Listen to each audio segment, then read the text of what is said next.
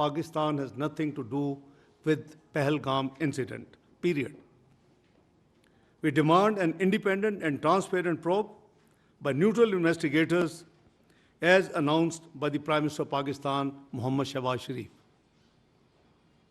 Any TORs in this regard should be credible and mutually agreed. Pakistan has neither any connection to it, as I explained, nor is the potential beneficiary.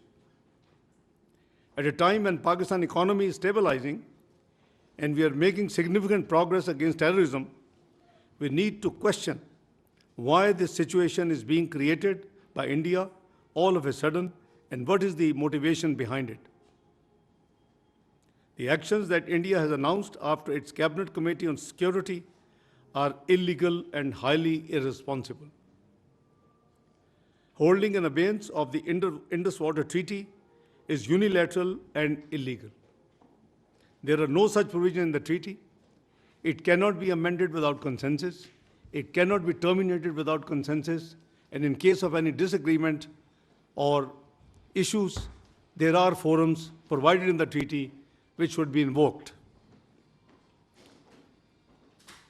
This action shows India's blatant disregard for the sanctity of international treaties. It sets a dangerous precedent. It strikes at a fundamental pillar of the regional cooperation with profound implications for regional and global stability. Pakistan is an agrarian economy. Millions of people are dependent on the waters being regulated by this treaty.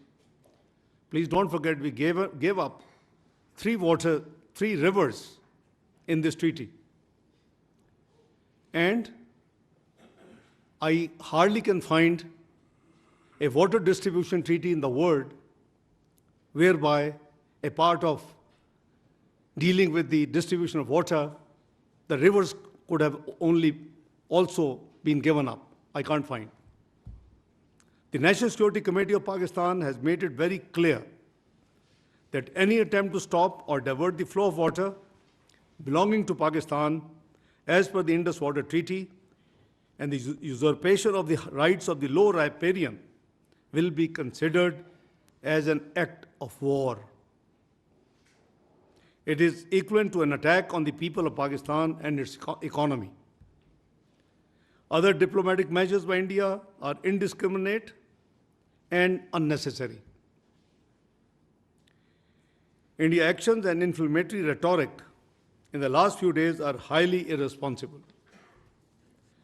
Being a responsible member of the international community, Pakistan believes in restraint and remains committed to regional peace and stability. However, in case of any act of aggression, Pakistan remains determined to defend its sovereignty and territorial integrity in exercise of its inherent right to self-defense as enshrined in Article 51 of the UN Charter. The world leaders I have been speaking to in the last few days after this incident, who have been requesting for the exercise of restraint, I have been making it very clear on behalf of our government, on behalf of the nation, Pakistan will not be the first one to resort to any escalatory move. However, in case of any escalatory move by the Indian side, we will respond very strongly. Let me raise some questions that need to be considered with respect to the Pahalgam incident. One, is it not the time for the international community to hold India accountable for its transnational assassinations in different countries, including Pakistan? Two, is it not important to distinguish between the international community's sympathy with victims of the incident and unwitting endorsement of Indian belligerence? Three, is it not that Indian propaganda is aimed at fabricating a casus belli for a military adventure?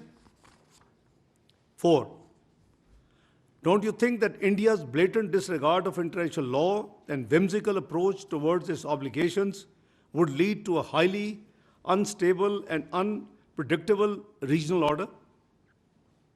5.